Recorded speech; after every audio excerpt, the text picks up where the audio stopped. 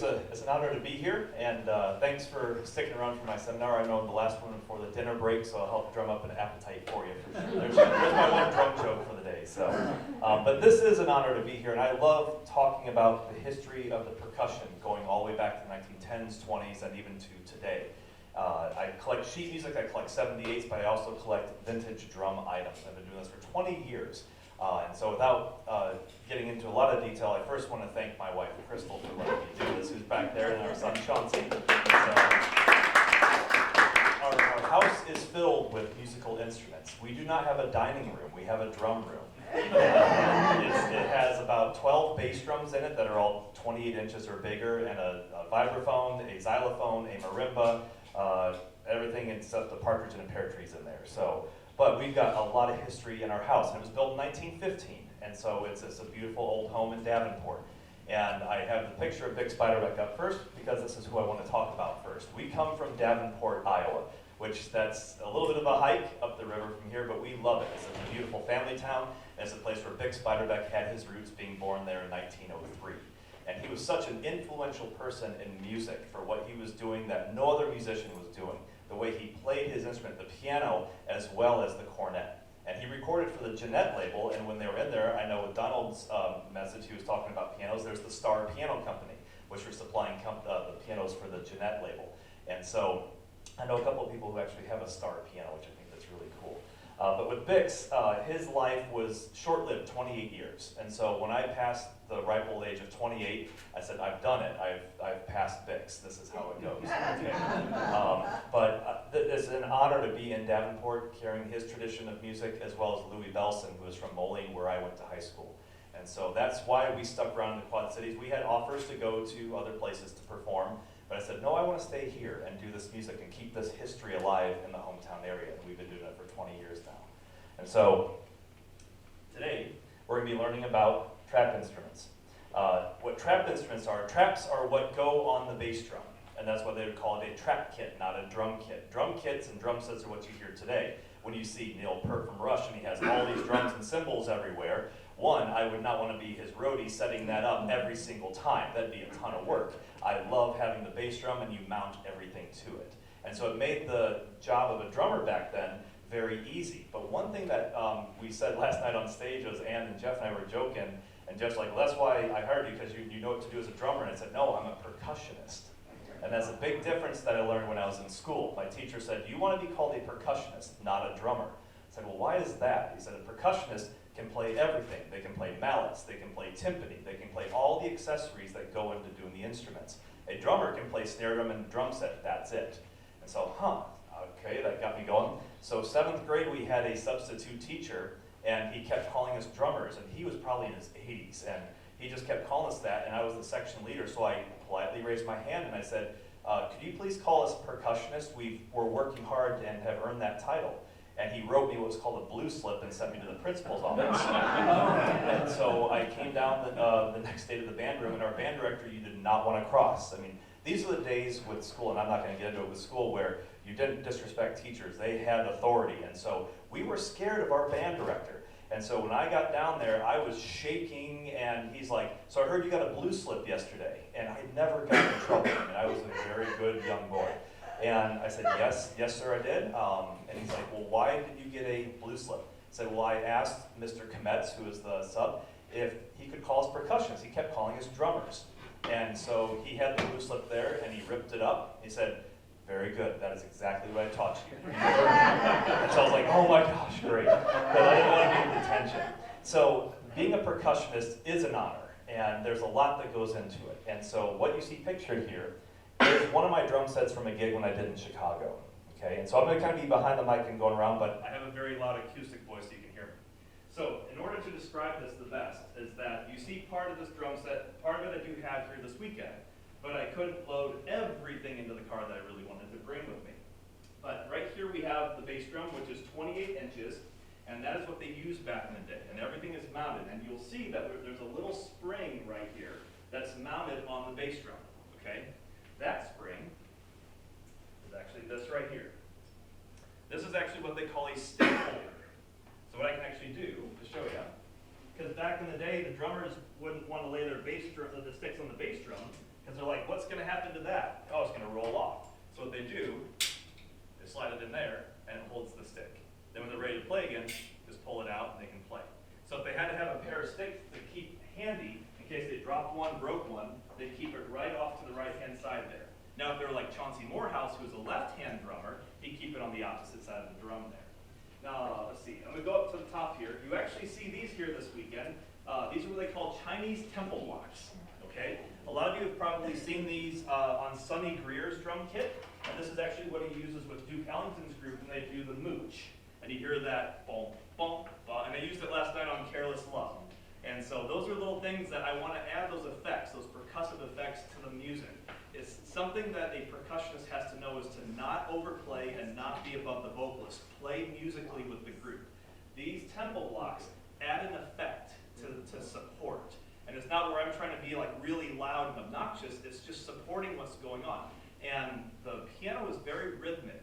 And I'm trying to match rhythms as to what I'm hearing come off the piano as well as the banjo with what TJ was doing.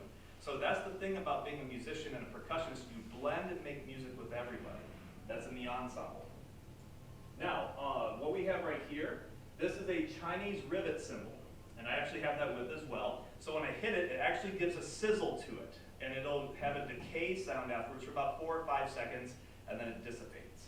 But I can hit that, and it actually does curve up a little bit. Sometimes you would see these on trap kits of the day, but they were flipped over, so the curvature of the cymbal is there, and sometimes drummers just bang on them like that. Well, I use it the other way to give it the sizzle effect, because that's how Sonny Greer would use it, as well as Chauncey would as well. Now, one big part of a trap kit in the 1920s was this right here, the choke cymbal. And this is what a drummer uses to really give that 2 and 4 syncopated hit, okay? One of the greatest drummers of all time, who I feel could do the choke cymbal the best, was Vic Burton.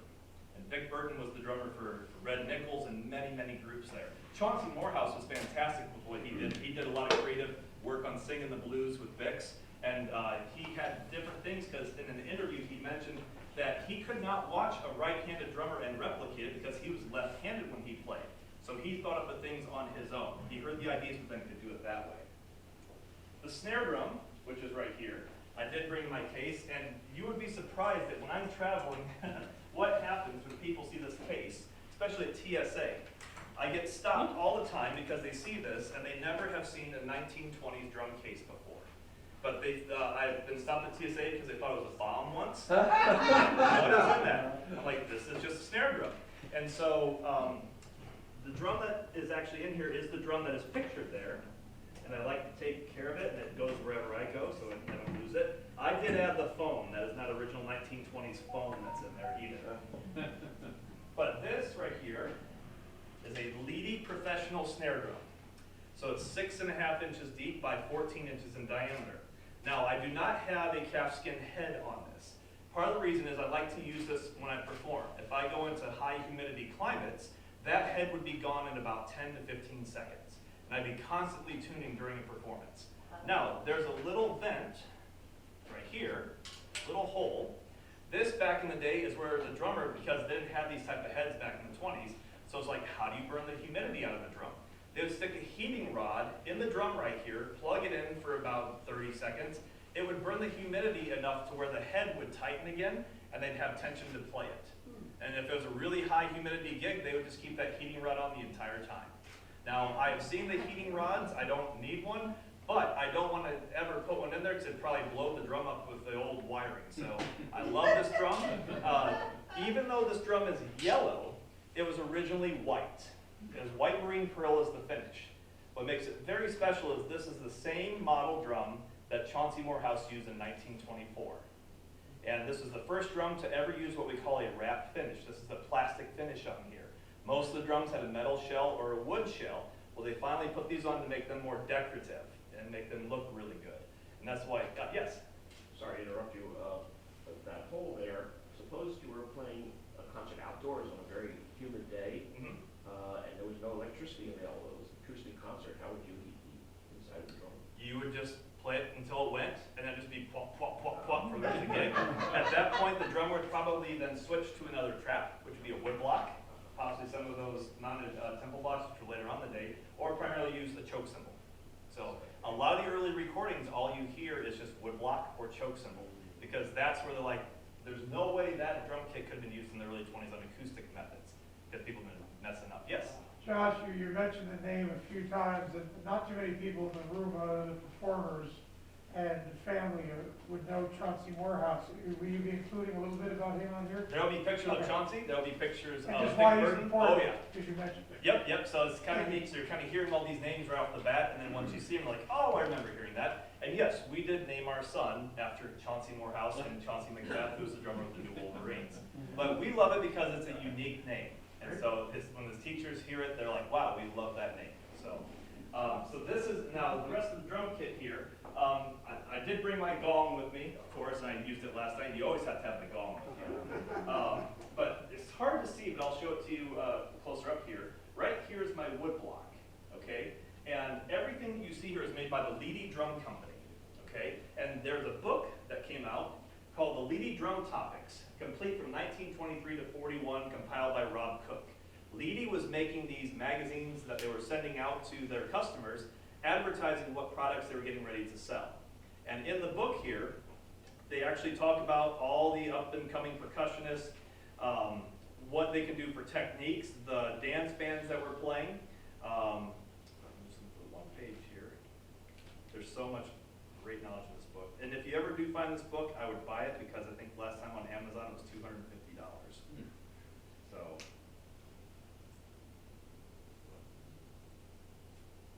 Like just an example here. Combination trap holder, which is a Chinese tom-tom with a wood block and a cowbell. They don't give a price in here because this wasn't what they were selling to the stores back in the day. But you could read all of this and be like, hey, look, hey, there's a dance band. Oh, look at what the drummer's doing. Or drummers were coming up with new techniques, like putting a choke cymbal on top of a timpani and rolling it while they were tuning the timpani. So great effects, and I've actually used some of them as well. But all they did is they copied the old drum topics and then they put it into a book. So, but I do have a couple original copies of it, and I'll keep it up here in case you want to see it afterwards. So, yes, my copy has a little crease, but I got it for $10 at a flea market. You can't beat that. So the rest of the drum kit here, the chimes. These are portable chimes, what they would call pit chimes, that can actually break down into a case. So that way you weren't having these big units they have today. Each one of those bars comes off the hooks right at the top. The top part dismantles, the sides fold in, and you can put it into a case that's probably about 1 foot wide by about 4 feet long. And so, beautiful.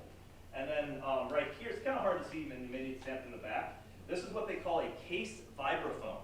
So they had the vibraphones back in the 20s. It wasn't like Lionel Hampton where they were standing up and playing with a full unit. That actually just sits on a metal X stand. And so it plugged in, and it actually has an AC and a DC switch.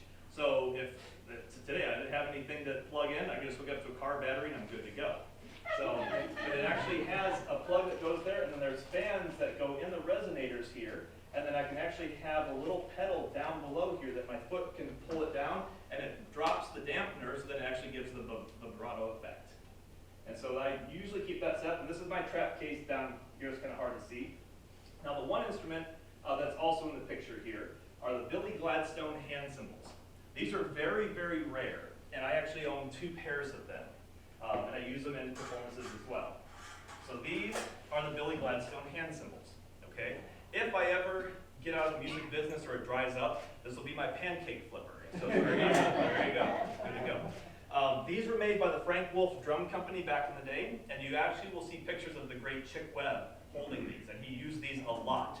I think Dog Bottom with his group, he actually uses these on that. But the effect is where you can open and close them, gives that effect.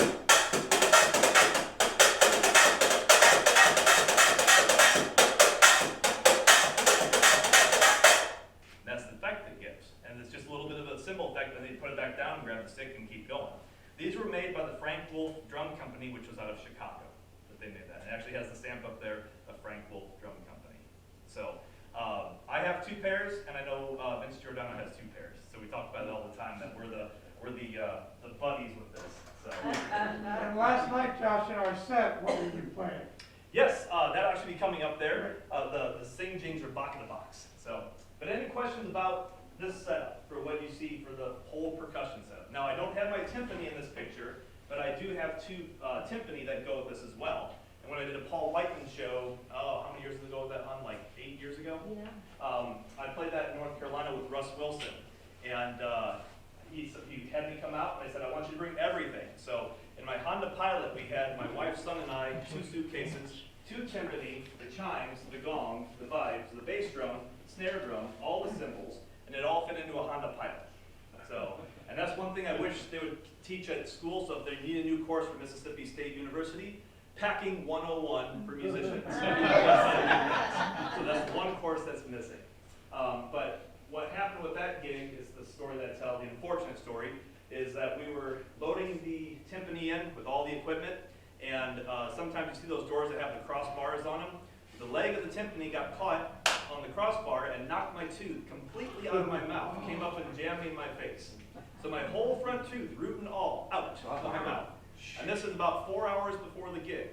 And so, mind you, I was like, it was so fast, everybody's squinting. Yeah, that's exactly what I was doing, but I was, whoa. I think I punched the thing so hard it dented like the hand paper towel dispenser. I was so upset. And so my wife, being the angel she is, she picked up the tooth right away. We got it in milk and went to the nearest ER. Well, Asheville, North Carolina, we guessed was a dentist capital of the world. Like, great. So this young guy comes in and goes, my grandfather was a dentist, my dad was a dentist, I'm a dentist. He looked at it and goes, oh yeah, we can put it back in. So they put the tooth back in, braced it all together, and I looked at my clock, I said, I still have time to go get my dinner suit on or tux and make the show. And so sure enough, went back, got my suit on, and got everything all set up safely. And we did the concert, but halfway through the Paul Whiteman show, the Novocaine wore off. So and as some of you who have drummed, when you're choking that cymbal, I mean, it's a effect. Every choke I did, I could feel that tooth jostle on every hit.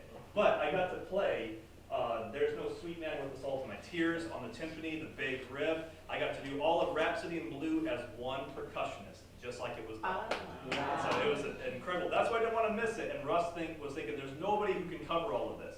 So I had everything built around me. And that was the job of a percussionist, with all the traps, all the instruments around them. They were a one-man band. And that's what really made those dance orchestras of the day sound great in the 20s. But in the teens, they had so much that they had to be responsible for, and they had to hit that right instrument at the right time. Especially with ragtime, as they had the feel and the groove that could go. And I feel that my drumming can never support an artist behind the piano, then I will not perform with them, because I don't want to mess up what they're doing, because it's all stylistic. Okay? So, as we're moving on here, I want to show this picture, Josh, I have one another question. picture of Vic's Fiberdeck. And this is Vic's Rush Wolverines. I Yes. have a question. Yes. What are the temple blocks made of? Temple blocks are made of wood, and they're carved out on the inside. Okay. And they actually call them fish head temple blocks because they look like fish heads with the designs that are on top. Mine need to be refinished and redone, but a lot of people will do that, sand them down and repaint them. But mine are the original paint on them, and kind of in the day, they got them from China, and then when, say, Ludwig or Leedy would get them, they'd slap their sticker on them and say, hey, here are Leedy Chinese temple blocks. And people thought that the Leedy company made them, but they didn't. They just got them imported. So. Okay. But you'll actually see some Chinese writings on there. They're actually engraved into the actual temple block, which is really, really neat. Good question. Thank What you. kind of wood? Does it matter? I don't know what type of wood it was. So I guess it doesn't matter. You know, as long as it doesn't break, then I guess it's a good wood. That's my big thing. So, on the right here, on Vic's left, this is Vic Burton. And Vic Burton was a part of the Wolverines back in 24 with Vic's. And so, this is where he was getting his start. And I just love this picture because one, it's Vic's, but it's two, it's the Wolverines. This is one group that people overlook quite a bit. But they did so much for music. And if you haven't listened to the Wolverines recordings, I know at one point Archeophone put out a CD of them. Go buy it. It's all cleaned up. It's fantastic. Now this is Vic Burton. But what I love about it is that you have Joe Venuti on violin, and one piano player that a lot of people don't talk about, Arthur Schutt, the Bear. Oh, yeah. Incredible player. And I mean, if you listen to some of his music, look up on YouTube. One musician today that this is their favorite piano player, and he does a great job, is Andy Shum. If you want to hear some Arthur Schutt, go listen to Andy. He will play exactly like him. But this photo was when they were members of the Roger Wolf Kahn Orchestra. And I got to tour Rutgers many, many different times. I've seen the Roger Wolf collection there, and they have these big photos, and I was able to get a photo of Vic Burton behind the drums there. And I was like, wow, what a great photo. But another great one is, this is another one of the Roger Wolf Kahn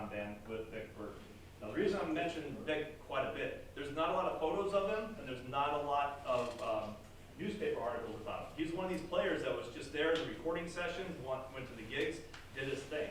In the 30s, he pretty much gave up music in about 1936, went off to LA and was playing with symphony orchestras because he could play the hot timpani with red nickels. And I can actually do the same thing of what he does, like Boneyard Shuffle. I can do all the little parts that he does there. But when he plays, it is some of the most musical drumming that's out there. And that's why I bring his name to light, because a lot of people know Baby Dodd, Sudie Singleton, Chick Webb, Big Sid Catlett, all those guys, but you hardly hear the name of Vic Burton anymore. But when you hear his drumming, I mean, to me, it gives me chills every time I hear him play. But again, that's with the Roger Wolf band. Now, this was from the Levy Drum Topics. And this is the description that they gave. And again, you can see there's the bass drum there, his snare drum. I call it the steep angle. And people ask that, why were the drums angled back in the day? Well, it's for two reasons. One, they played traditional grip. That's again where the left hand has the stick like so. Okay? A lot of days today they're playing in a matched grip. Okay? Both hands are up like this. Traditional grip, going back to Civil War days when they'd have the drum on the leg and they were marching, they'd be playing like this. Traditional grip helped. There's no way you can see somebody drumming like this as they're going down. Look a little bit weird for that regiment coming down. Like, oh yeah, they're really going to be a great regiment defeating us. But when the drummers look really solid coming down, okay, that helped a lot. But when they're having that drum angle, it was actually to be able to use the bass drum for hitting with the left stick. Because when you're in this position, you can come down, reverse the stick behind the bass drum. One drummer that was incredible at doing that was Ben Pollock. And you don't hear that name much anymore. But Ben Pollock, you'd actually use a brush with the right hand, and the left hand would be on the snare drum. If you've ever seen the movie The Glenn Miller Story, you actually will see Ben Pollock at the beginning with James Stewart when they're talking about that. Ben Pollock has a brush in one hand and a stick, and he's actually using it in that movie. And Hal Smith and I have talked about that, and Hal's like, you know, never thought about that until you mentioned it, and then he watched it when he got home. He goes, sure enough, there it was, because he knew Ben Pollock and had met him before. So he's like, wow, so great seeing that. But that drum angle to allow them to get down to the bass drum. And I'll do a little bit of that tonight in the performance. I will drop some of those bass drum bombs like that. So, but as it says here, every drummer aspires to the big name jobs. It's the go-getter that gets them. And in Vic Burton, we have one of the fastest little go-getters on record. He always lands in the big-time class, not only because he is the most clever salesman, but also because he plays his instruments in an artistic manner second to none in the business. That was huge. So many drummers think we just got to pound, pound, pound. But it's what you can get musically out of all the traps and make it very artistic like that. He recently finished a long engagement with the Roger Wolf Orchestra at the Biltmore Hotel in New York, and is now one of the very good reasons for visiting Earl Carroll's new Vanities on Broadway. The photo proves that Vic thinks of his Levy equipment.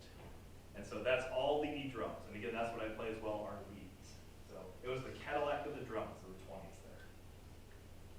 And then this is another one of him behind the drums from the same photo. The one was him standing up front, but there he is behind it. And you'll notice he has a Chinese tom right here. His timpani are right here with the mallet, gong, chimes, vibraphone, and then in behind the drums. And I reenacted this photo during, right at the end of COVID. A friend of mine was coming through town, she's a photographer, and I took a photo exactly like this, because I have the same timpani, same bass drum, same chime, same gong. I've found it over 20 years, all the little Levy things there. Now, this is a name that is one of my favorite musicians of all time, the great John Gene Goldkatt. And Gene Goldkatt was a band leader in Detroit, 1920s. But a lot of people don't know is that he was an accomplished piano player. And he actually attended the Moscow Conservatory of Music in the early 1900s and could really play some ragtime music better than anybody out there. And this is a guy that had classical chops and was, I don't want to use the terminology because we have young people in the audience, my son. He earned some nicknames that were not good. But that's because he demanded the best, even out of himself. And if it wasn't the best, he would pretty much slam you, okay? But at one point, he was leading a business called the National Amusement Corporation, had over 20 orchestras and groups that he was booking on a nightly basis, while also performing in Detroit. But the greatest story is, I know we mentioned George Gershwin, he actually filled in for George Gershwin with the Detroit Symphony Orchestra in about 1928. And when Gershwin was there, he was supposed to play the Rhapsody in Blue. And they then asked Gene Goldkatt, they said, well, hey, we know you're a great piano player. Can you come and play the Rhapsody with us? And this is on one-day notice. And Gene Goldkatt goes, well, I could, but I'd like to play something a little bit more difficult if you don't mind. And they're like, symphony people like, because he he was like a jazzer. And they're like, oh, smart guy, okay, well, what do you want to play? So Gene Goldkatt said, I want to play McDowell's Piano Concerto No. 1 in A minor. And if you know that, and you've heard it, it is a hard piece. And I have the music for it, I got it, and it's like, wow, I mean, looking at that. And of course, he shows up, does the rehearsal, and the concert the next day, and the papers the following day after the concert rave reviews about his playing. They're like, if this is how jazz truly is, with a musician that can come in and do that, this is unbelievable what this guy just did. And so then they asked him back to Detroit Symphony many more times to perform as a guest artist. And so, yes, people blamed him for the band breaking up in 1927 with Vicks. Well, the payroll was, I think, over $200,000. I mean, it was huge that they had to be paying these guys. And so their last day was in September of 27, but he continued on at that point, okay? And he was doing solo piano concerts later in his life. But this is one of the clearest photos you will ever see of Gene Goldkatt. And I know his family real well, and they didn't have this. This actually came from one of the local papers, and I found it online. And somebody had bought it, and they sent me a scan of it. I don't have the original, but that, I actually have the glasses that are just like that. Sometimes I wear them when I'm out. But a couple of the gigs right before COVID, somebody almost stepped on them because they were coming up looking at the drums, and I had them in the case, and they were in the case, and they weren't watching where they're going. It was on the case, and so I opened it, and they were still safe. And I said, no more, because mine are original, exactly like that from the 20s. So, I can still read the music, which is good there. Now, we mentioned Chauncey Morehouse, and this is one of the neatest effects, and I like to bring this up again, for how musical drummers were back in the day. These drums here are shaped like a xylophone or marimba, and they were tuned just like so. This was Chauncey Morehouse's invention in the 1930s. These were called Ngoma drums. And there's an African name that he took right out of the dictionary with the interview that I heard from him. And he was doing the shows with his own orchestra in the late 30s, and then he was supposed to start broadcasting with NBC radio, but then all of a sudden World War II broke out, and he lost the gig there because of that. But he had been working on these for probably about 6-7 years, and there's actual footage of him on YouTube. You can actually type in Chauncey Morehouse, seeing him play these, which is really cool to hear. But there's a story of an interview he was giving, and the guy asked him about the Ngoma drums, and Chauncey's like, oh my gosh. He goes, I'd get into the studio like 2 hours before to get them all tuned up, like one of the first times, of course. And he goes, we were just getting ready to go on, and it was like they were in front of a live audience when they were broadcasting, and all of a sudden, they threw up the stage lights, all of them on, boom. And all of a sudden, he's like, I could hear my drums just going, all cracking, because they were calfskin heads. The heat of the lights were heating up the drums, so everything that he had just tuned was now gone. And so he goes, I was way out of tune on everything, and he goes, oh my gosh. So he made sure the next time he went in to have the stage lights up and running when he tuned the drums there. But I had this photograph framed at home, and I got it from the family members of Chauncey Morehouse. It's just a really great artistic photo of him. So, and Duncan Sheep actually gave me another version of the photo, because when Duncan learned that I was a fan of Chauncey Morehouse, he kind of looked at me in this dull look. He goes, you're the first young guy in like 50 years to say that name. And we were at an Indiana record jam, and I was there with that. And the next day he came back with an alternate photo of Chauncey, and he goes, this is from my collection, this is for you. He goes, I'm so happy to know that somebody loves Chauncey Morehouse out there. He goes, he's one of my favorite drummers. So that was great to hear that from Duncan. Now, talking about leading drum topics, here's Chauncey with all of his drums and tracks that he has, okay? And you'll see the 2 timpani that he has here, the big bass drum, crash cymbals. Now he has this here, which is known as the low boy, but this is called a snowshoe. And it was actually looked like a snowshoe with 2 cymbals on it. This is what a hi-hat looked like in 1924. And we mentioned Vic Burton. Burton is the one responsible for bringing the cymbals from here up top, where you could actually then use them, and that was a swing movement. And he was the one that started that. But low boys were used on live gigs. They weren't used in recording sessions. And then there's the pit chimes, like what Vic Burton had. Now, this little part right here is hard to see, but I'm going to show it to you in a second. The cymbal spring. Oh my gosh, this is one of the most fun traps that are out there. I love doing this when drummers come and sit in with me, because they hate me for it afterwards. So this is a cymbal spring. And this mounts onto the front of the bass drum, and the cymbal goes on top here.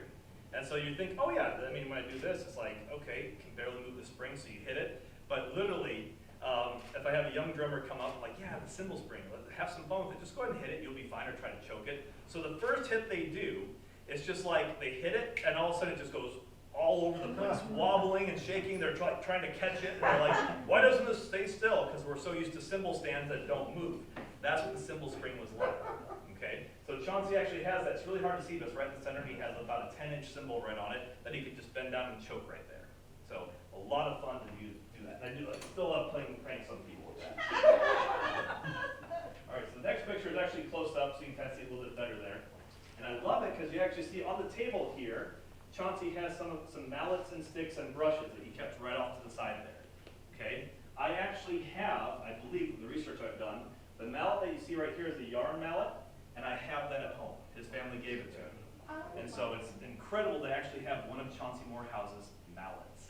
So, and yes, the tambourine, he would use a tambourine. I have one of those at home.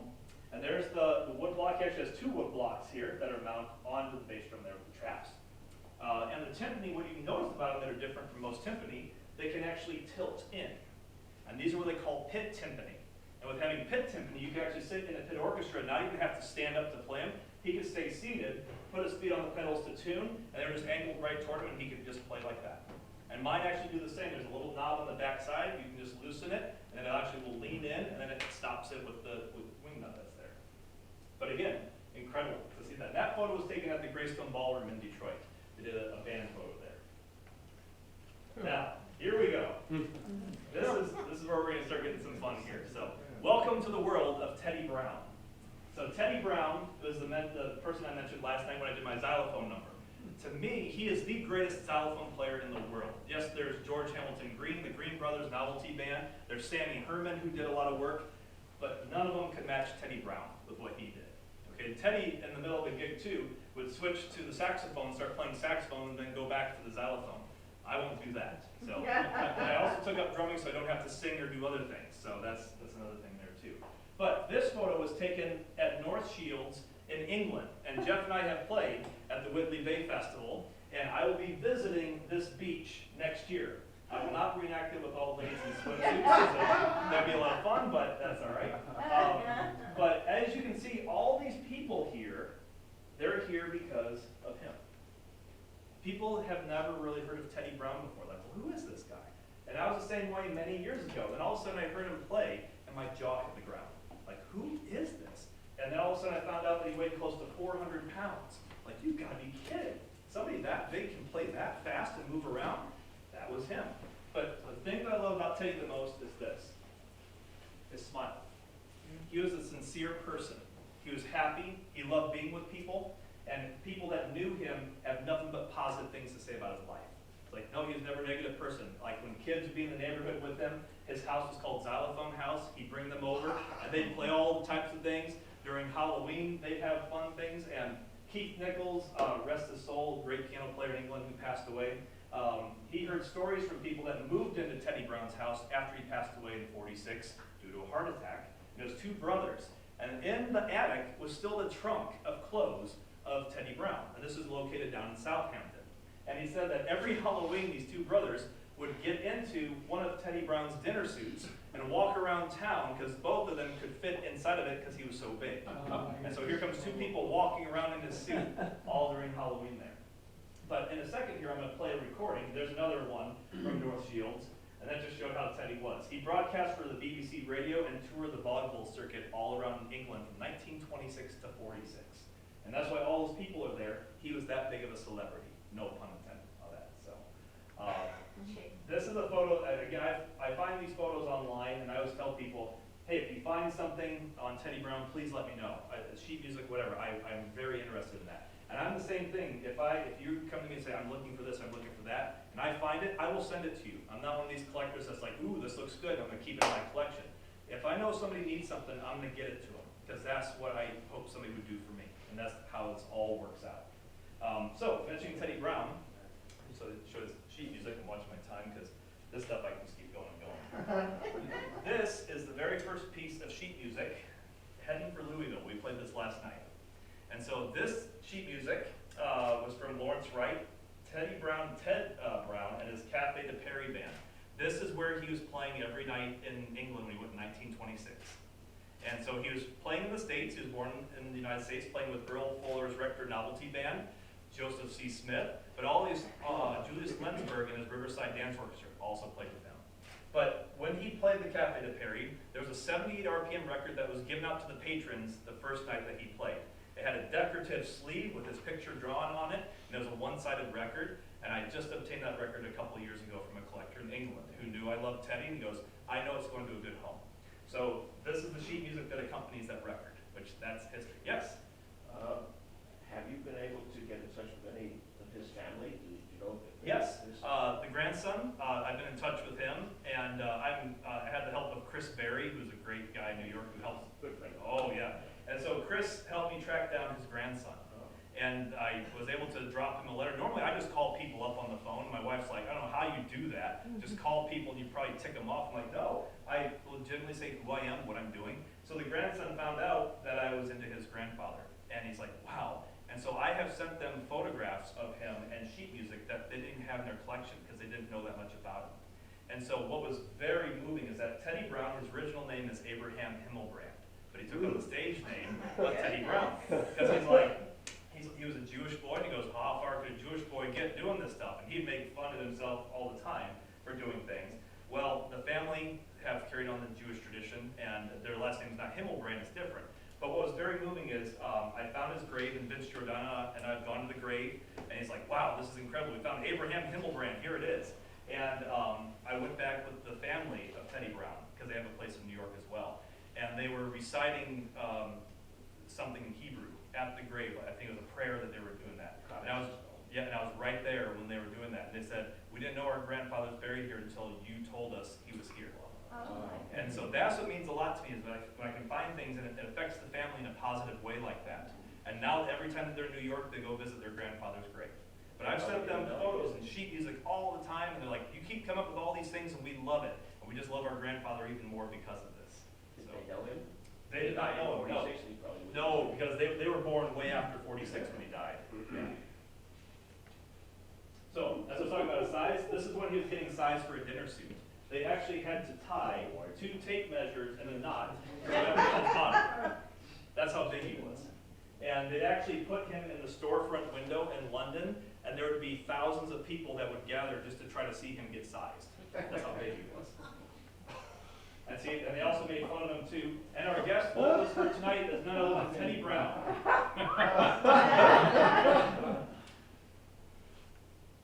Now this, I can tell Teddy's scared. Okay, a standard Challenger letter taken at random from stock was used when Teddy Brown, the music artist, posed for these pictures. There's Teddy way up there. What a man, but what a ladder. And so if Teddy Brown can stand on that ladder that high, you know the ladder will hold your weight. And that's what now, we're into sheet music, so I wanted to do this. This song I will be playing tonight. Jeff and I are going to do this, and I'm actually going to play the recording of Teddy here in a second. Fairy on the Clock by Sherman Myers. His real name was Montague Ewing, but he went by Sherman Myers on the sheet music. But I actually have this copy at home, the very version. Josh, did you know Errol Reeves is Ian Whitcomb's uncle? Yes, yep. Mm-hmm. Yep. It's a fake name, but So I'm going to give you a short example of what this is like, so I'm watching my time here too. Is everybody doing all right? Yeah. Just making sure. You've got at least another 20 minutes, Josh. Okay. Go for it. So here is Fairy on the Clock. This is the recorded version. He did do a Vibraphone short, which is my favorite, and I actually reenacted all that in England. And they said, you need the big backdrop as well. I'm like, I'm not that rich, I can't get that, and the hall's not big enough for that. But he did Same Old Moon, Same Old June, Fairy on the Clock. Then he did Ain't Misbehavin' with a joke that I will not say, because I'm the only one that can say that joke. If you want to see it, it's on YouTube. It's fantastic. But here is Fairy on the Clock.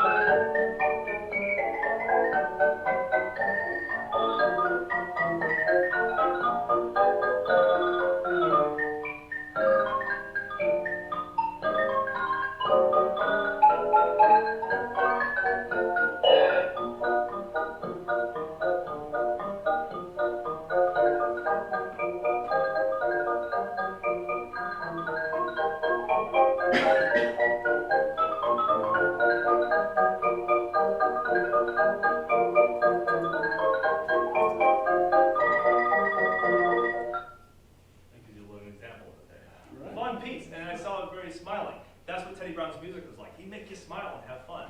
And he would do a whole bunch of stick during his show because it was vaudeville. And he may be like a one-man band, but when he had his full band performing, that's what I mentioned last night, he'd be in a full dinner suit and his musicians would roll him off like a barrel off the stage. That was on a nightly basis.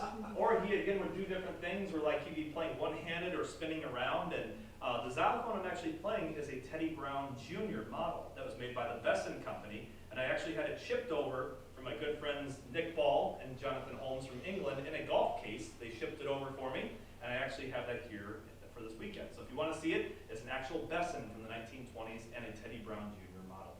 So That's what you played last night? that's what I played last night. Yep. Again, I looked as big as Teddy would behind a 5-octave because he actually had a custom 5-octave xylophone made for him by Besson, and he made it look like 2 octaves. So when I was behind 3 octaves, that's why I made mine look big like that. So that's what you just heard, Buried on the Clock with the broadcast label, xylophone and saxophone solos with vocal refrain. Frankie Compton was the piano player. And if any of you know anything about him, please let me know, because I'm still trying to find family and history about him. But that was one of Teddy's main accompanists, was Frankie Compton. So, great player. And this is the grave that Vince and I saw in New York. Beloved husband and father. May 25th, 1900, so, and April 30th, 1946, so we're coming up on the anniversary of his passing as well as then his birth as well. And every year I play Teddy Brown records, and when COVID was happening on his birthday, I actually did a whole Teddy Brown thing on Facebook where I played records from home, and people got to hear nothing but xylophone for like an hour and a half. And no one left the room. I was like, wow, this is exciting. People are sticking around. Normally the xylophone is like banjo or accordion things, they want to leave. So. Now, I mentioned drums and where they were going. I only have this picture here because this is my dear friend Louis Belson behind the drums. Now, this is the kit that he used with Tommy Dorsey's orchestra. And you're going to notice the big tom in the middle there between the bass drums and all the drums that he had. And some people think, oh my gosh, it's like a rock kit.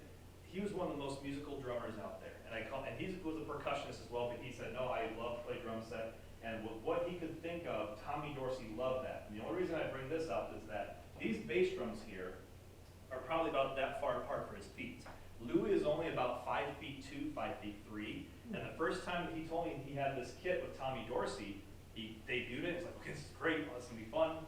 And his legs at the end of a 4.5-hour gig were out like this for 4.5 hours. And then all of a sudden he got up and he's like, oh man, my thighs, that's what he said. And then he's like, great, it's just one night. And Tommy Dorsey said, I love it. Keep it every night. We're going to do it every night. And Louis was like, oh, no, that's not good.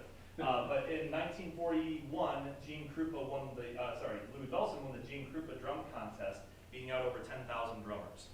Wow. And that's because he had such great technique and things that he was doing. He invented this in Moline, Illinois, across the river where I'm from. So, that's the history of it, which is really exciting.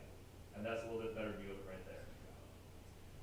Look at that big tom in the middle there. It's like, oh my God. So, and when Louis, his first gig is actually with Benny Goodman in 1942, right when he graduated at the age of 18. He took over. And it's like, from then on out, he was playing and with all the great bands of the day. And that right there is what I have under my arm that I don't show people. That's how much of a Teddy Brown fan I am. Wow. That's my Teddy Brown tattoo. So people ask about it, and that's what I've got. And this picture was taken in Birmingham, which is where Teddy Brown passed away in 1946. Is that where you had it done, or did you have it done in Iowa? I had it done in Iowa, and the gentleman who did it is a great portrait artist, and that's why I had him do that. And that took 8 hours to do in one setting. Oh. But what was great is that you imagine these tattoo parlors with people like, oh my gosh, no. There were at least 20 people that had come into the room when this was getting done because I was playing music. They were asking questions. They wanted to know about him. And all of a sudden, I was getting messages from the artist afterwards saying, you really sparked some interest. There's a lot of people that like his music now. I'm like, that's great. And so every time I'm out in a short sleeve shirt and a young kid sees that, they ask about him. And so tattoos are like the new thing for young people. And I'm not young anymore, I'm gonna be 43 this year. But I've got Chauncey Morehouse on this arm, and I have Teddy Brown on this arm. And when young kids see it, they ask questions. Hey, I like your tattoo. Then I can tell them about them, and then they pull up Spotify on their phone, listen to them. I like that. And I can probably say at least 200 kids are now into this music because of that. So, and I was able to write that off for tax purposes. That's the best part. All right. So I've got a couple pieces of sheet music and a couple things here, and I'll just keep it up there. So again, getting back to some of the tracks that I haven't talked to yet, I'll get it in a second. But I have some sheet music that I brought with because I love having hard copies. I've done different presentations over 20 years, and I always like to bring hard copies with me because there was once I actually had a laptop and things, and it actually went out on me or the cord didn't work, and like, what am I gonna do? So I've always learned to bring hard copies, and since we're driving from Davenport, I was bringing it with. I do not trust the airlines with this stuff. So this is a piece that Jeff Barnhart played at Eagles and Ivories, and I'm sure it's probably in the collection here, but we were just talking the other day, I think it was TJ and I were talking, or it may have been Adam and I, about Tony Catalano. And so this is a piece of sheet music, Evans' original jazz band song. The Evans' original jazz band was based in Davenport, Iowa. This group at one point had Emmett Hardy in it, Leon Rapolo, and Lou Black. The latter two were from New Orleans Rhythm Kings. So they were right there. This was at Terrace Gardens in Davenport, which is below the Capitol Theater. I can say they are redoing that building, and they are going to put the Terrace Gardens back in. And so I'm hoping to have one of my jazz groups performing there on a weekend and doing the traditional fixed music. But if you have the book called Lost Chords by the Sudhalter, you will see a picture of Evans' original jazz band. That is taken at the Terrace Gardens. But Jeff played this piece, published by Carlisle Evans, who was the piano player for the group, Rock Island, Illinois. So this is local history for me, and this is why I love having it. And so there's not a lot, but there's just a little bit. Now, going back to Goldkatt, some people have said, was Goldkatt really here in 1910 when he got here? There's always an Uncle George we hear about, but is that really Gene Goldkatt, or is it like a pseudonym?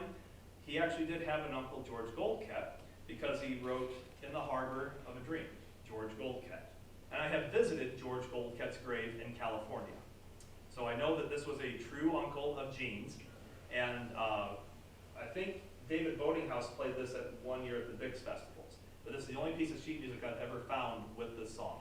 And I found it at a flea market for 20 cents. So what a great deal that was. Now at the Bix Festival, I forget the young lady's name that handed this to me, but then I got one in the mail not too long ago as well. But this is one by Ernst Otto, published by Ernst Otto, Davenport, Iowa, called Our Davenport, Booster March Song for Voice or Piano Solo.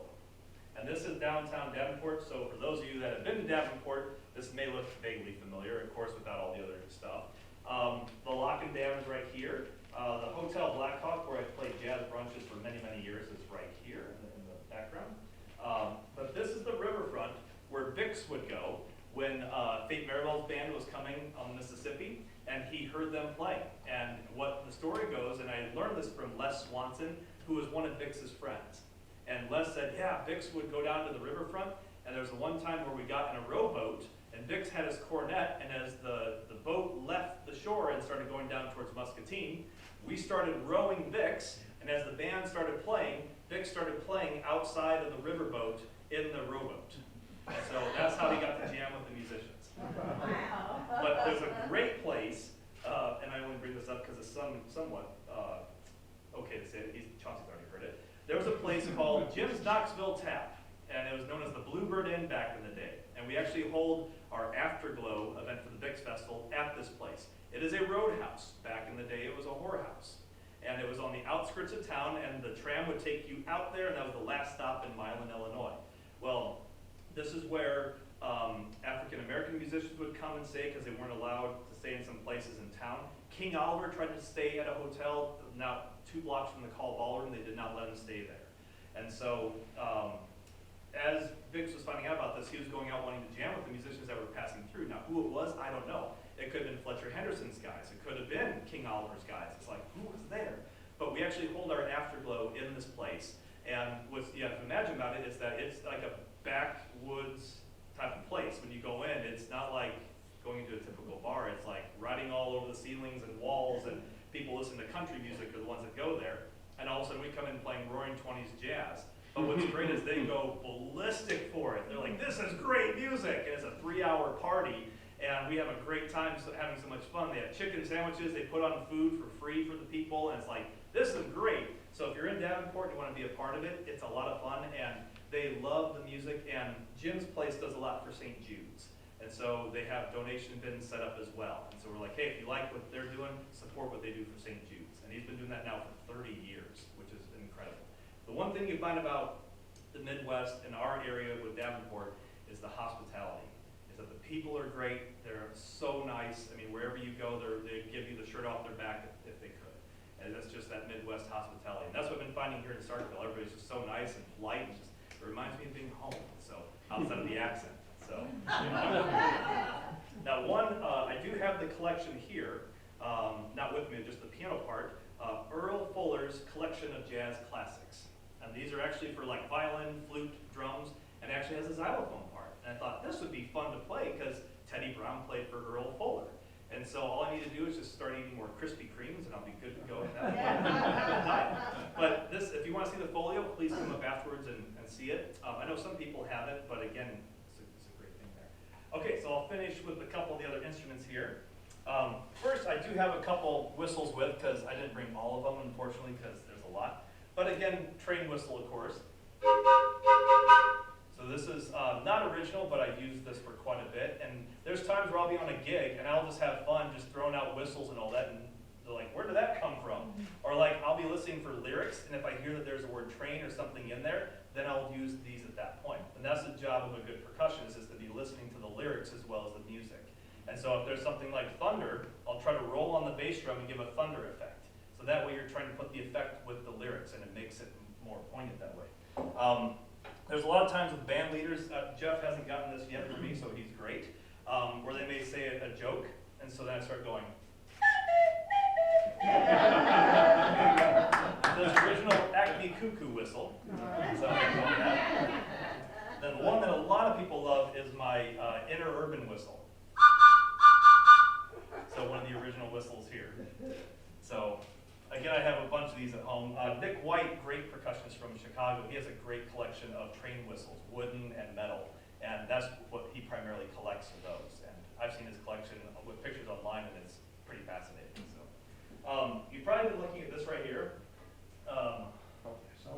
This is the original band folders for Teddy Brown, one of them. And I found these on eBay of all places. A guy had posted it on there. Found them at a secondhand store in England. The music inside are my transcriptions of this. Not, I wish it was the music. Oh my gosh, I've been in heaven that way. But this is the cleanest folder where you can see the gold embossing there. This is actually the flute folder, and I brought it because of Ann, my wife, playing flute as well. So, but what makes this neat is I have 8 of these folders, and this is what he used with his Cafe de Paris band in England. And so I was able to get them, I think, for $400 for all of them, which is a steal. Because I have people actually offer me a lot more than that, but I'm not going to sell those. All right, so I was mentioning the Bockety box, and when you hear on the Hot Sevens recordings, and you hear Armstrong say, "Yeah, Zudi, whip them cymbals." This is the way you use it. You can use it with both, or someone again would use the stick. That's what he would use. These are original leads. This is the original one right here. Okay, and it's just spring metal on steel there. You just use your thumb. This, my dad fabricated for me.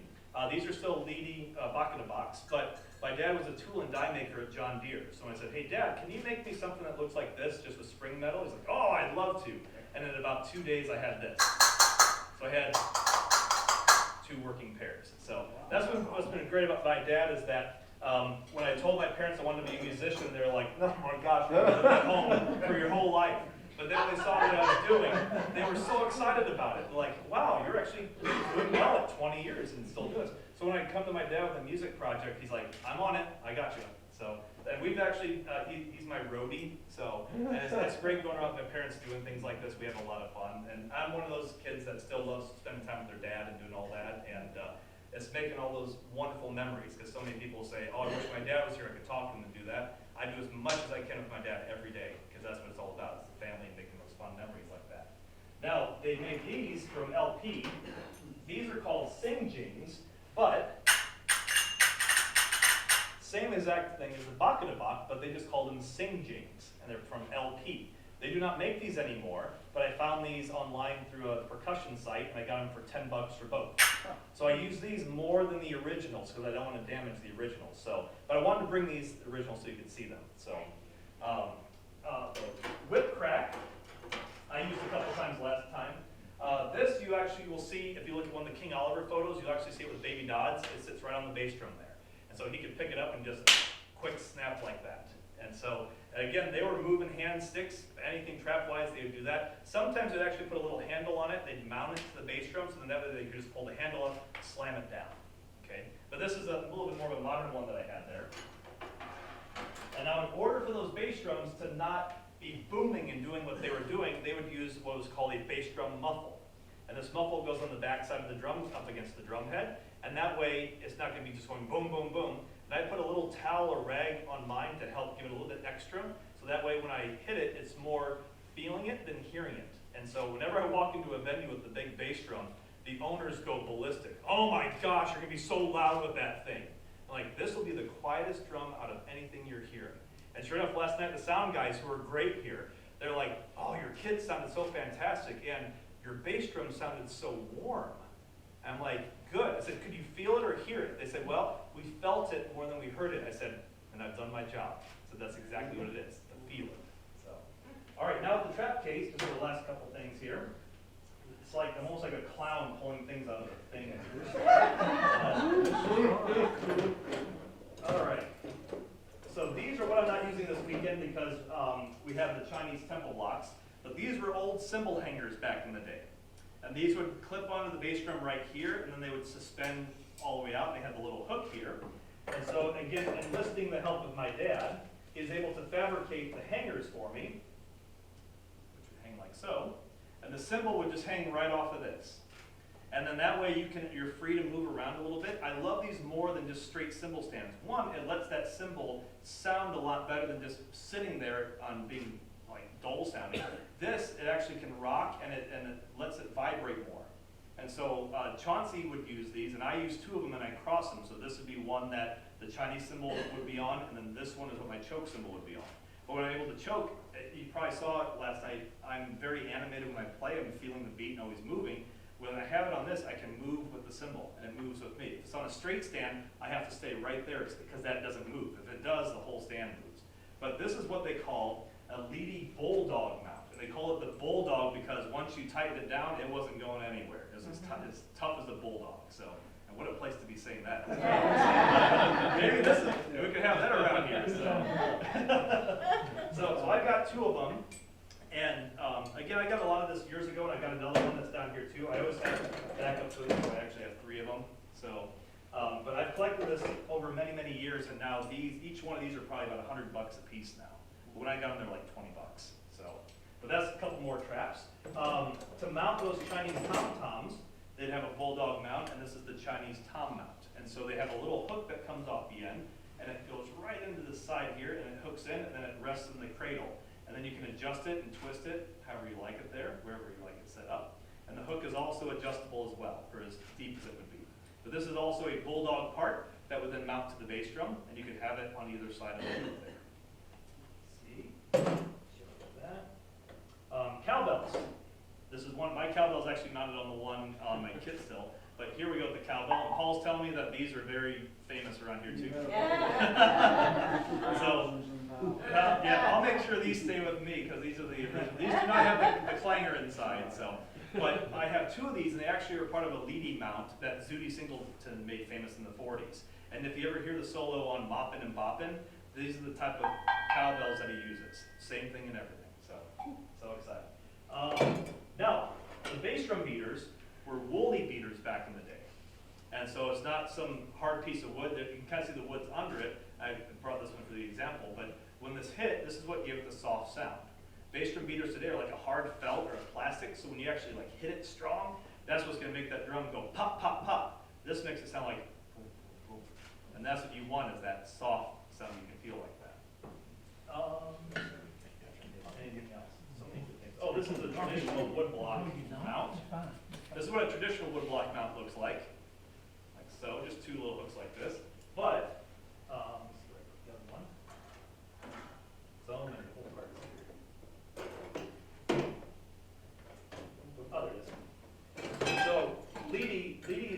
saw this one, and Leedy's like, oh, I can do better than that. This is the Leedy Bulldog mount. So what you can do is mount this right here. This one, when you would mount it, the wood block would be on top of the bass drum. This one, it sits flush with the rim. So that way there's nothing above the rim. And this is like the one that I'm using on the drum set. And not sure if we could do something like that, Jeff, where people want to see the kit or anything tonight with the stage, if they want to see any of the traps or something like that. Some people are really interested in that, like, well, I want to see what this looks like. And when I set up Louis Belson's kit, they come up and take a look, and that's what Louis did with me as a kid. And as a kid, I was like, oh my gosh, this is so great. And it got me more into drumming, because Louis was one of these that said, hey, I want the young people to get this, because that's what's going to keep it going. So anytime a young person wants to come up and see the drum kit, I'm like, come on up, let's put you behind it. They're like, man, how do you play all this stuff? And I'm like, well, it takes a lot of being creative up here. That's what makes it the creative art. We'd have to ask Stephen, is that something we could offer during the intermission, or is that against safety code at the theater? I don't think it would be a problem, or maybe it may be better afterwards, just in case like triple up mic or something. Yeah, That's true. Yeah, Plug a How mic. about the end of the show? yeah, just if somebody's interested, yeah, they don't have to, but that way if they want to see, I know, anytime I send an audience, my mind would be going like this, like, what are they doing? And so many of these artists just run off the stage and they don't want to, like, that's what's great here is that if you want to ask questions, we're all out there because we want to visit with you too. But so many of these artists would just go off the stage and like, I wanted to ask them something, but now I can't do that. You can do that afterwards. Now, wood blocks come in all different sizes, and this one is one from about the 1910s. And you notice the slit in here, this actually gets a very high-pitched sound. But the one I'm using has a little bit of a bigger slit for the opening, so it gives a little bit of a deeper tone to it. But this is one that Tony Spargo would use with the ODJB, then about this size. And so anytime I've done any 5-piece work with Andy and the guys in Chicago, this is what I use with a 32-inch bass drum, which is what they had back in the day. So, and to top it all off, with this called Time to Get Trapped, no, we're not going to trap you. But this is the original Leedy trap case. So this is from the 1920s. And this is actually what I carry around to all my gigs. Because I wish I could go back to the 20s, but everybody's like, you're born in the wrong decade. I'm like, I know, but I'm born now because I can keep that decade going, keep it. But having all of these trap cases, I have 3 of them at home. So if one ever breaks, I have a backup. But I'll leave all these instruments out up here and things in case you have questions. I don't have any questions, I should have mentioned that. Oh, does Chauncey play? Yes, he plays percussion, but we don't force him into doing music. We want him to discover his path in life because my dad loved wrestling, he loved football, and then I played basketball, but then when he's like, okay, he's gonna do one of these, I'm like, Dad, I wanna do music. Yeah. But then he saw the passion I had for it, and then when my teachers were saying, he's got a gift that a lot of other students don't have, he's got a passion about it. And even I give talks about Louis and Vic's on a cruise boat back home for 2 hours, and I can just talk like this because this is what I'm passionate about. And I'm excited, and that's how all us musicians are. When we talk, it's like, this is what we love. And if we could talk for hours, we could, but people are like, hey, I gotta eat something. So, but yeah, Jeff, you had a question? Just one thing, for all performers, please, Linda Graham has some posters outside that she'd like each performer to sign. All right, I mean, it's not a huge amount, maybe 10 or so. Oh, great. So please be sure you do that if you're performing this year. The posters will be on her desk, is that there? Yep. Great.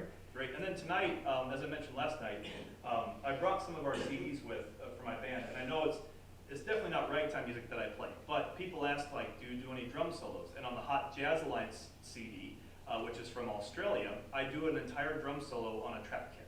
So you actually will hear the baka box, you will hear the choke cymbal, the bass drum. You'll actually hear me play on the shell like Baby Dodds used to do for solos. I'm on the rim, the shell, and doing that. And there's a video of it on YouTube that one of the members took when we were recording the album in Canberra. And even the recording engineer, who's a percussionist himself, he had never seen anything like it in his life. So the entire time you see him standing at the window watching me play. And then afterwards he's like, I have no clue how your brain is wired and you can do what you're doing. And I said, well, this is the gift that I have as a God-given gift, and I love playing and thinking this way, because this is what I was meant to do, is to play this music. And I knew it at a young age. I went to Western Illinois for 1 year, and the person there that was the drum guy, I don't mention his name, said, we need you doing more modern music like Philly Joe Jones and Max Roach. I want you playing drums like them. I said, I don't want to play like them. I said, I want to learn the early stuff. And then he said, and at that point he goes, well, you're gonna have to change things if you're gonna stay at this university. I said, well, I'm not staying at this university if that's the case. So I went back to the local community college, got a 2-year degree, and I said, all right, I'm gonna start, see if I can just make a living doing this, start playing. 20 years later, I'm now still doing this. But every time I was written up in the paper for something, or a CD came out, I sent it to him. There's that. And then he finally wrote me a letter and said, okay, I get the point now. I said, well, here's the point. I said, your job is to encourage, not discourage. Right. I said, the one that encouraged me when all this was being no was Vince Giordano. I said, I want to start a band when I'm 21. Everyone's like, you can't do that, no way. And Vince is like, what can I do to help? I'll send you some stock arrangements, let's get you going, let's get you started. And that's what got everything moving. Yeah. And so ever since then, anytime I'm in front of a crowd or anything, I give credit where credit is always due. To Vince, to Rich Johnson back at home for all my Bigs history, because I wouldn't be where I'm at without all those people. Yeah. And I'm always thanking them, because I know there's times where I hear somebody and I know like, oh, somebody taught them, but then they're not giving the props to where they came from. And it's like, that's the history of it. It all comes back to that. And I met Jeff many years ago, I mean, at the Bigs Festival when I was in high school playing with the youth band there. And that's all these friendships, and this is how all this happens. It's like a big family. So. And you impressed me then, too. And I, 2 more questions. Yes. Tonight we're doing a song called Crazy Rhythm, and Ann and TJ will have worked out a bit during that. Can we give you a drum solo where you can do that kind of thing? Yeah, put up traps and everything. We'll just Yeah. get out of the way and give you a couple of choruses and do your thing. Okay. So Yep, we'll that'd be play great. that for that song. The Yes. second thing, you have not yet mentioned that you actually impersonate Teddy Brown, and can you just describe how you do it for them? Yeah. Because they need to know this. There's some clips on YouTube when I've been in England, Mike Durham's International Jazz Party, which Jeff has played at that, and I've been honored to play that for many years. And that's where they set up themed shows. And so like this year I'll be doing the music of Abe Lyman and his orchestra. But I've done Teddy Brown in the past. So the first time I did this, I thought about it like, all right, I'm gonna do it. And my friend Nick Ball's like, man, you are crazy for doing this, because he's over there in England. So the band had no clue I was gonna do this, but I came out with pillows and sheets stuffed down my shirt. And I looked round and robust. And I played the xylophone like Teddy Brown with my arms out to here. And I was imitating him. And I'm thinking, Teddy would have loved this if he was here. If he was sitting front row, he'd be laughing right now, like, oh my gosh, this is hilarious. And the people started thinking it was hilarious as well in the audience, but they loved it because the music was fun, and we had a fun time on stage. Norman Fields, the great clarinetist who's a record collector, said, Teddy Brown records used to be 5 pence, like a nickel. But within the last 10 years, since I've been doing so much history and getting his name out there, if you try to find a Teddy Brown record, it's upwards of around 75 pounds to 100 pounds, and an autograph can set you back close to 120 pounds now. But I own probably about 35 Teddy Brown autographs that I found through various places. But that's what's exciting, is that something that I've done and other musicians to start a movement to get his life going have now like brought him back to life again. And all these young kids are trying to imitate Teddy Brown. It's like, wow, this is exciting. But no, I only did that one time where I dressed as Teddy Brown and thinking, I'm not going to do that again. But anytime I'm performing, especially music, and I'm sure the piano players all around here too are the same, when they're playing that, I always imagine like if I'm playing a drum part like Chauncey or Vic Burton, if they were sitting in the front row, what would they think of me playing their part? Would they think, he's doing this justice, he's playing this part right? So many musicians will just get on stage and just like take the music and take it another way, and I'm thinking, boy, if that composer was out there, is that how they wanted their song played? And I know like you can come up with like your own creative idea, and they may be interested in that, but like taking a jazz song and putting it to a funk beat from the 70s, it's like, that wouldn't fit too well. But I'm always thinking to myself, if Vicks were to hear the music for Goldkatt, what would they say? Would they come up to me and say, great job, I love what you did there? The same thing with Chauncey and Vic Burton. That's why I give it 150% every time I'm playing. And so if you pick up one of the CDs and you hear the drumming on there, you will hear that, especially the trap solos. And I know they've got those at the venue. But 2 of them are recorded in England, one's in Australia, and the one is my orchestra from home.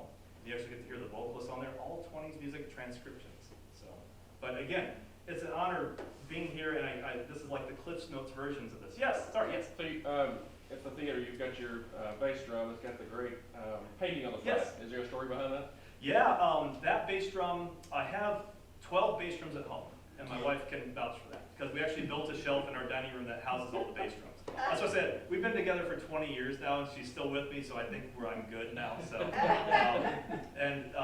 the story with that bass drum is Dave Bach was at a flea market. It's a friend of mine in Chicago, great musician, plays at the Green Mill with the band. Found it at a flea market in around the Chicago area. He said, "Hey, found this bass drum head. Do you want it?" I said, "Oh my gosh, I'd love it."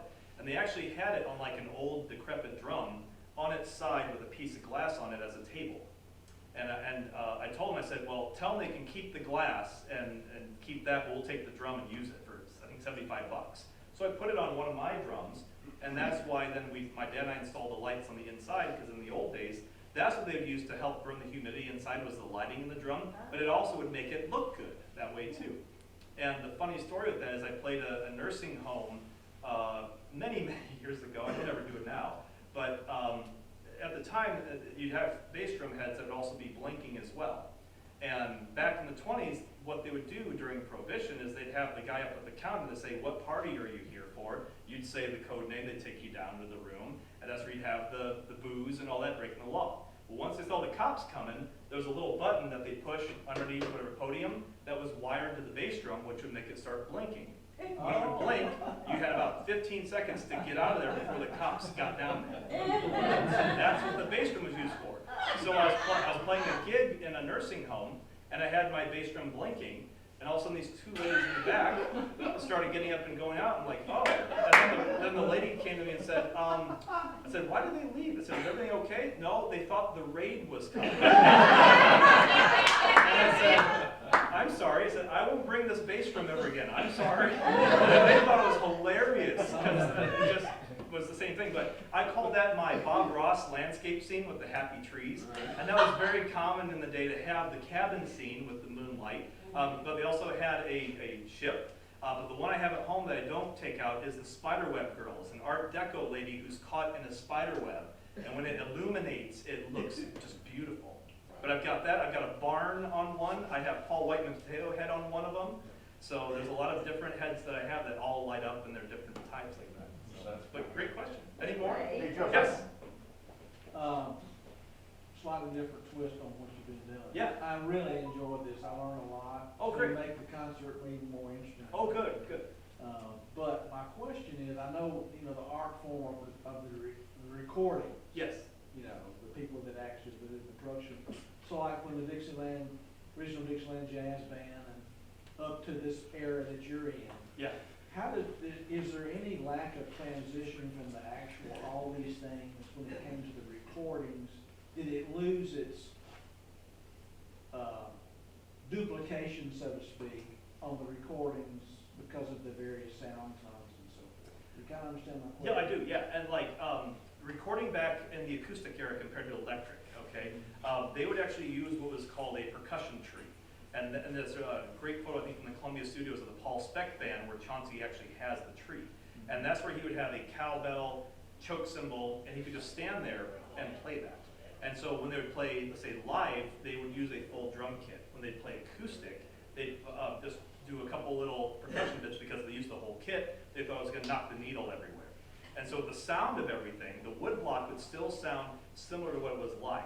And there's a recording on YouTube. Somebody made a video when Andy and us made a cylinder recording in Bix's house. And we played so loud. I mean, I have a choke cymbal and I'm bashing it and I'm right in front of the horn. And then all of a sudden they do the playback, you can barely hear the cymbal. I'm like, wow. And even the band was like, "Man, you're like pummeling that cymbal." And like Andy was right behind me and I could feel his cornet like pushing the hair up and forward.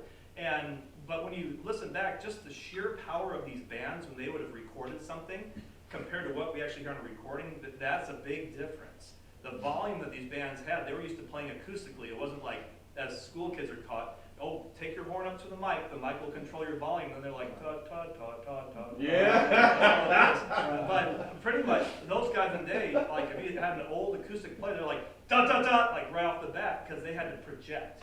And that's why I tell my students, play for the student at the end of the hall, not right there. So yes, there's a little bit of a sound difference with the recording compared to live. You have to know how to play to that. Exactly, Okay. exactly. Yeah, great question, yeah.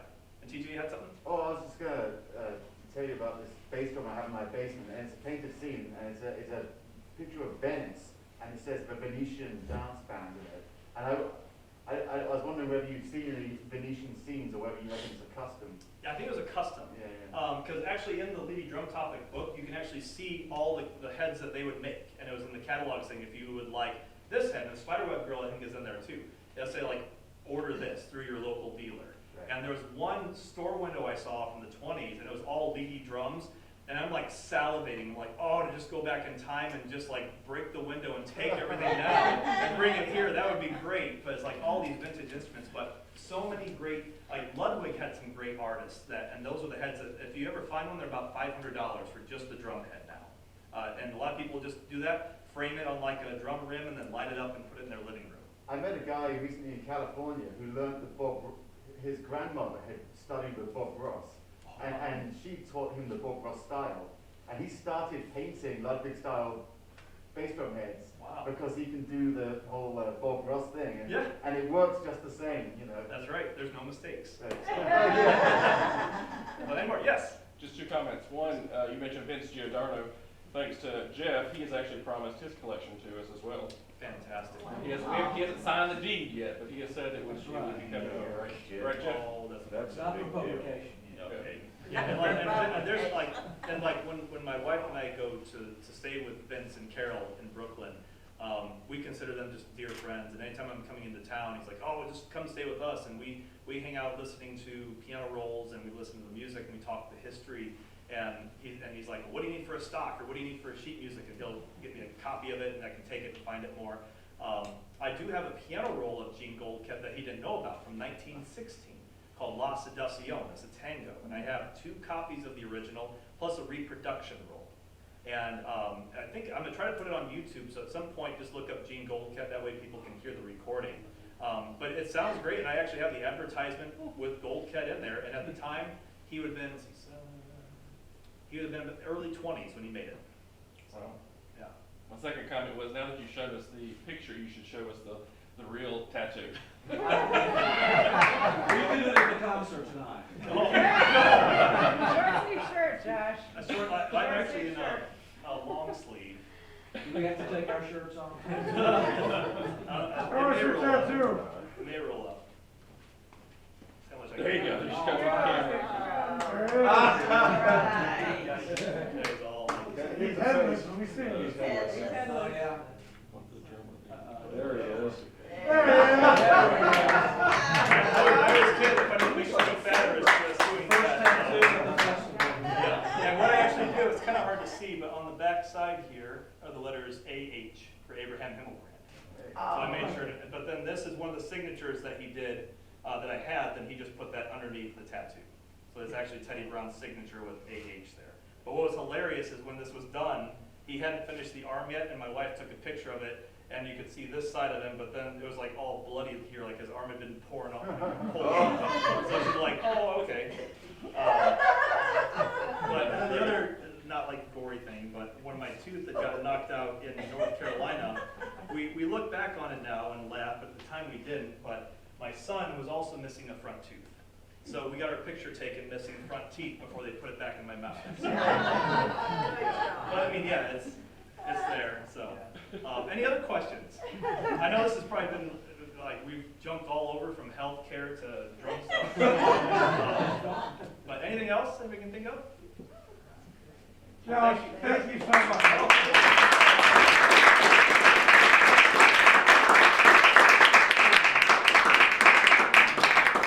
I will say that in addition to Josh,